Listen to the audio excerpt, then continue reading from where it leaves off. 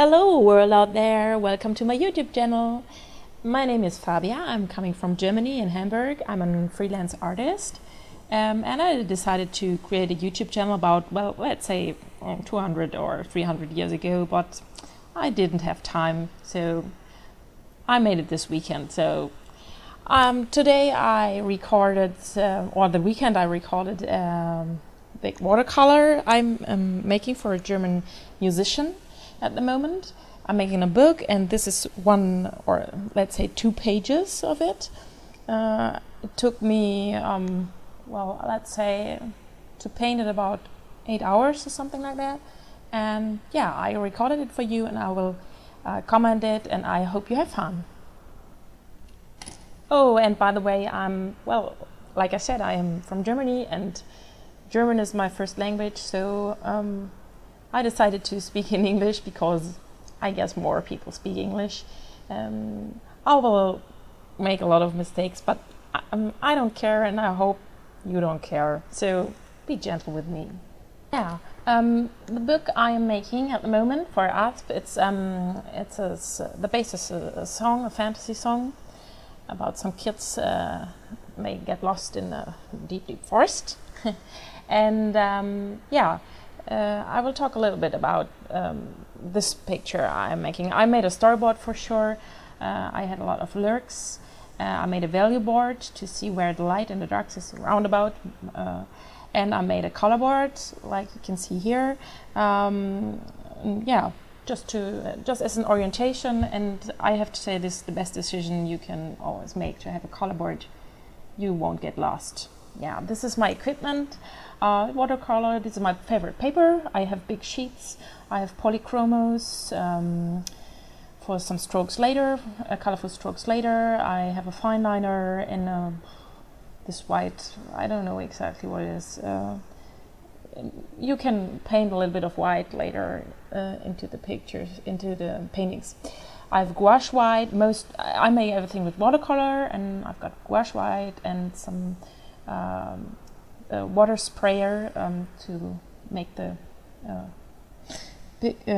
painting more lively, to get some sprinkles in the color, and some salt to get some effects. I will show it to you later. Yeah, I had masking tape, and I'm masking before some parts I want to leave white. You can put it above, and later you can rub it, and yeah, you've got a white, clear white paper underneath. So this was the base I made. First thing I always do is to wet the paper, to make the paper completely wet, and then to yeah, put some watercolor on it, and to predefine some light, yeah, underpainting or some light color. Yeah. So here we go. I always decide to paint the background first. I mean, with watercolor, you paint. I paint very light. I always try to make it yeah, more colorful in the beginning, but I guess I start pretty light. So I start with the background and work into the foreground later. So here I'm yeah, darkening, and the colors are already put in before. Yeah, the part I'm working on, I wanted to start with that one because this is yeah, more or less the kind of the queen of the creatures who live in the night in the forest. She's a kind of a, yeah, forest witch, more or less, or she's enchanting one of the kids.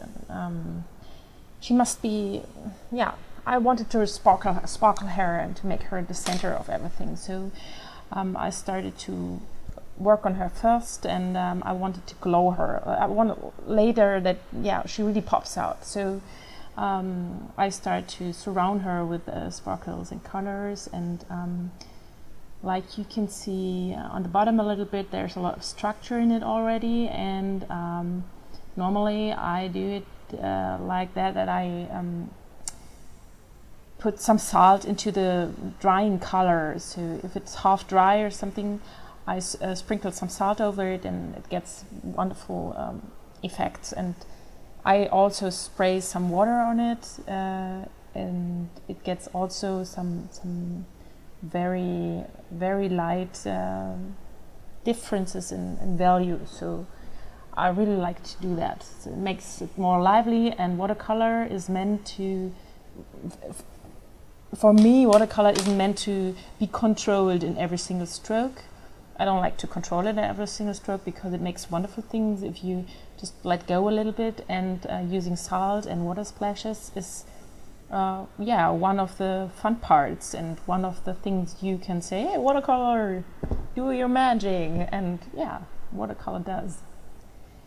Yeah, a lot of dark background, tried just to give an idea of probably trees in the background, but not detailing too much. I always try to blur or to blur the background and to make everything stronger and crisper in the center or in my focal area. So this is not so important to have the first glimpse on it, but it must be just atmospheric kind of way.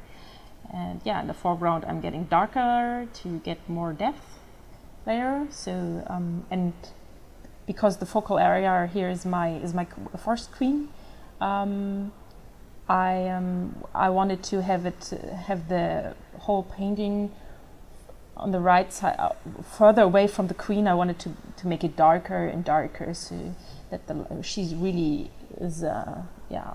she's really the light. So on the left side it's going to be very dark too later. So here I'm using the salt because there are some ghosty figures. I put a lot of figures in it, and there are some ghosty whatever sirens or something like that. They are flying through the forest singing, but they are just kind of formless creatures. So I sprinkled them with a little bit of salt and so on, just to not to define them too much, and made them a little bit more mysterious. Yeah, I'm working on the queen to define her a little bit more, also for me as orientation, to give a little bit more orientation for me to see how I wanted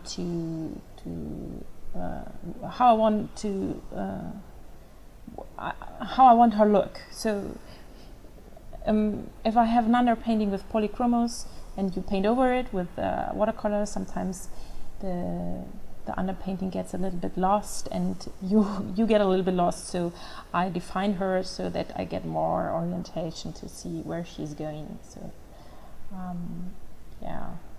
I'm using most of the turquoise. You say turquoise? I don't know in English. This beautiful light blue color, mostly on her. I also put it a little bit in the rest for sure, like I do with all the cardos, but I wanted to give her this special aura to pop out by color. Speaking of color, I'm a big fan of reduce my palette. I don't use all the colors that are in my watercolor box there. I decided for the whole book, I decided only for 6 colors plus gouache white, and gouache white is only for I never lighten up colors with gouache white. It's just for effects later. If I want to have a light rim or something like that, I use gouache white. But if I want to have something really popping out in white, like I said, I have this masking fluid, where I'm painting right now at the leaves. There's this masking fluid, and I can paint over it, and it won't affect the paper underneath. And if I rub it later off, like you can see later, it's wonderful white. And the 6 colors I have some scenes that are in daylight, and I have some scenes in this magical night time. And for this one I decided to choose indigo. I work with Zwielichtgestalten watercolors, and I decided to use indigo. I love indigo. This is one of my favorites. It's very dark blue. Yeah, kind of intense, but also a little bit dull, not too loud. So like you can see, this is what I'm painting on there at the tree. This is indigo, pure indigo. Yeah, and I use indigo here and the turquoise and kind of a magenta, like you can see on the left. This is the light version of it, and a very warm yellow, which I only used later for the foreground elements to make a little bit reddish. I wanted to have the foreground red and the background more colder, more blue, more purple. Yeah.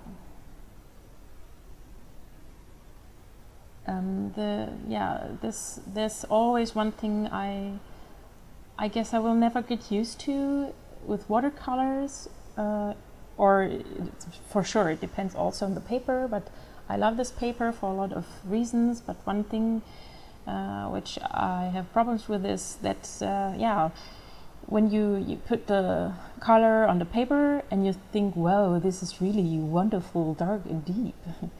It isn't, because it dries and everything has a little, it's a little bit dull in the end, even if you work as even if you try to make everything glow, it's a little bit dull. So the paper soaks up a lot of color, and it re-deepens everything. So I am happy when I'm scanning it later, that I can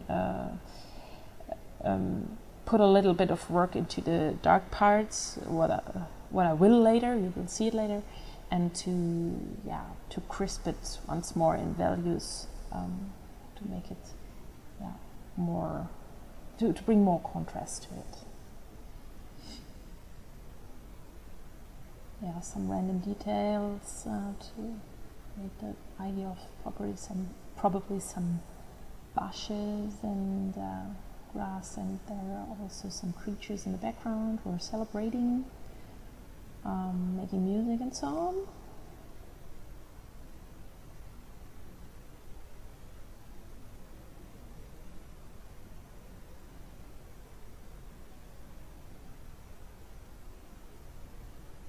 And because I'm always a little bit shy in values in the beginning, I rework a lot the dark parts later on.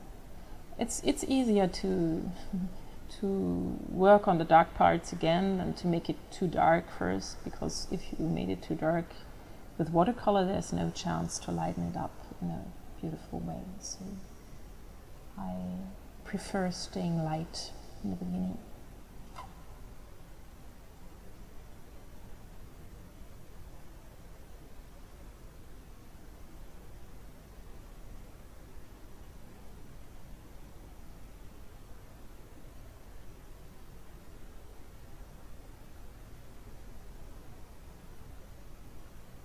There are a lot of, it's a very full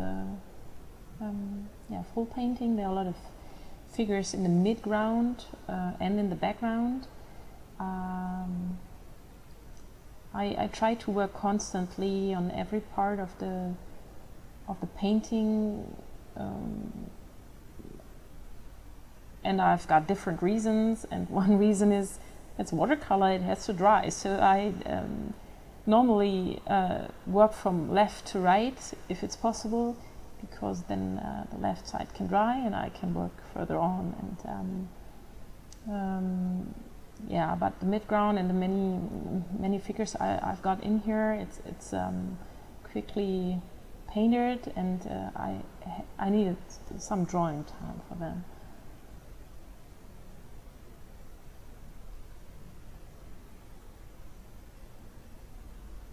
So here, these are the only parts where I put a little bit of my dark yellow in it. Like you can see, I mix it with the purple, And yeah, I wanted the warmth in the foreground.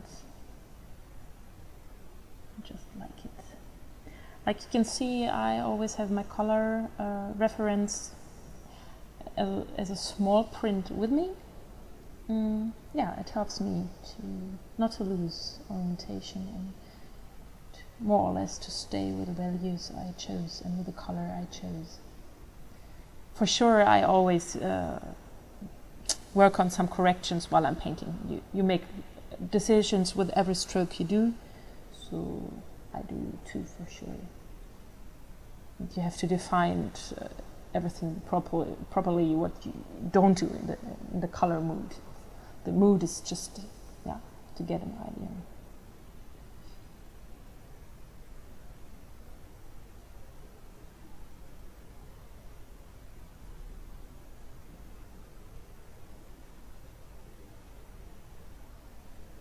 Yeah, I am, like you can see here, with the hair,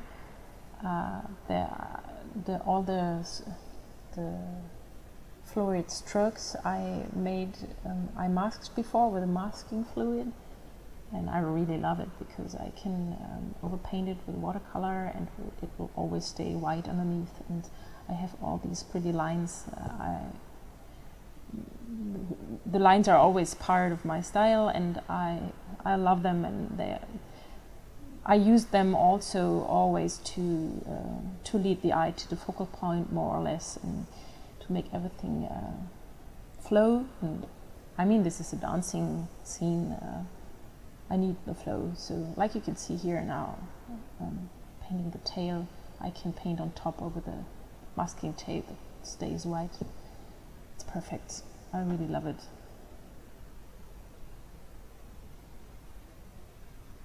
And I always underestimate, oh no, I don't do it now, but I underestimated the time you need for preparation. So to water the paper and to decide first.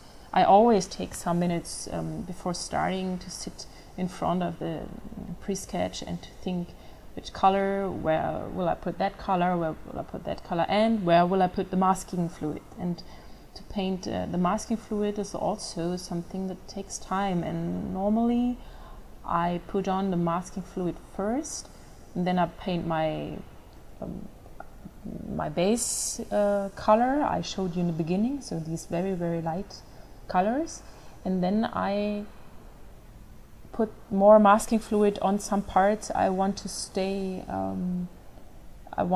light but not white. So if I have a light purple, for example, on the trees, and I want to have it later for my fluid lines, I mask it with a masking liquid.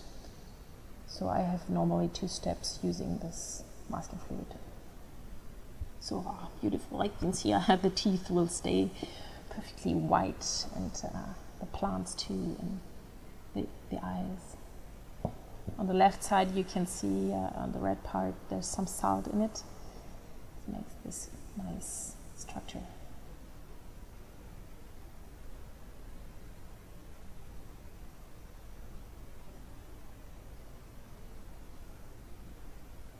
It's a little bit funny to see how quick it is evolving, and I know how long it took me.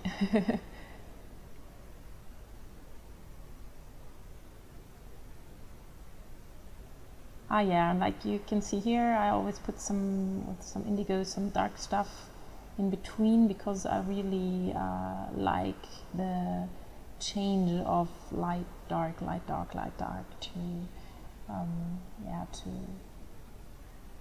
get some depth in my paintings. Yeah.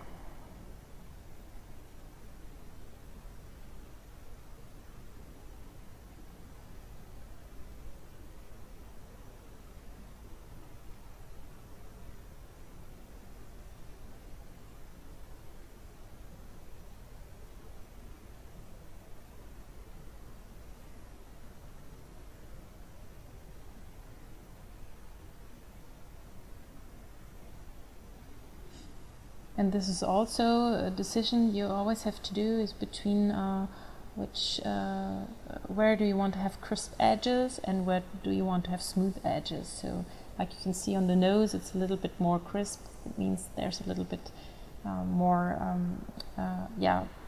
light makes a harder edge. So but if you have everywhere hard edges, or if you have everywhere dull or no edges at all, or blurred it up everywhere, there's no contrast in it. So it's too much contrast or no contrast. So you have to find a way, or I always tend to think before of it where I want to change or switch this this contrast, where I want to have it crisp, where I want to have it soft. So then it's better to have a change in that. So here I'm starting now, after having a lot of watercolor, to rework with pencils. I always do that. This is my white whatever pencil, a rubber, and my fine liner, and my polychromos in those colors that fit to my painting colors. So and now I start now to make it richer through other medium, so through another medium. And this is I really love that part. I'm rubbing this is my favorite work. Like you can see, I took off the rubbing, the masking fluid, and it's beautiful white. We'll look at the teeth and the dress of her and the hands, and so. And from now on, I'm starting with detailing. I using brushes, I using pens, whatever I think is right. I just I'm just wandering around the painting, and look what it needs.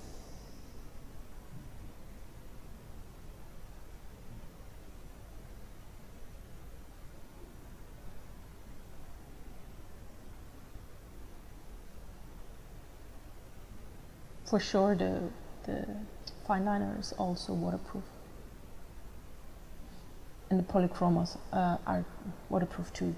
So, because I'm working a lot with watercolors, also outside, and I don't like to use these watercolor pencils. I need waterproof stuff. So sorry for the changing light. It was daylight, and like you all know it, the daylight leaves me in the end of the day, and so I had to use artificial light, and it changes a bit, the color a bit.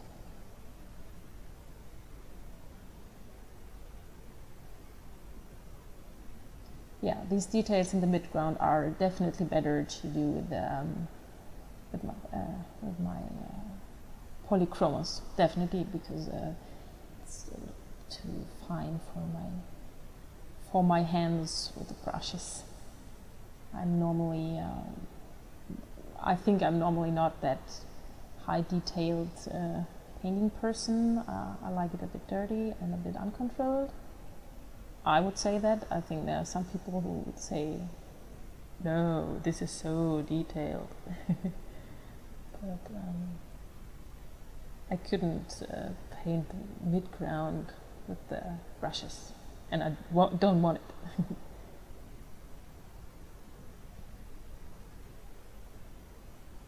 I think I'm finally at the end, more or less.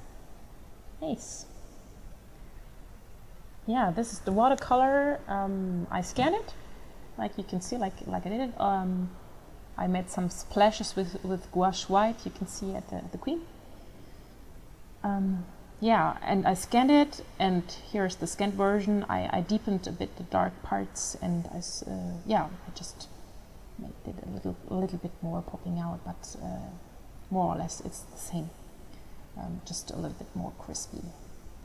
this is the final one. Yeah. Later on I will put the text on it, the lyrics on it. Yeah, and this will be 2 pages of the book, and I hope you like it. If you have any questions, ask me. Feel free to ask, and have a wonderful day, and thank you for listening.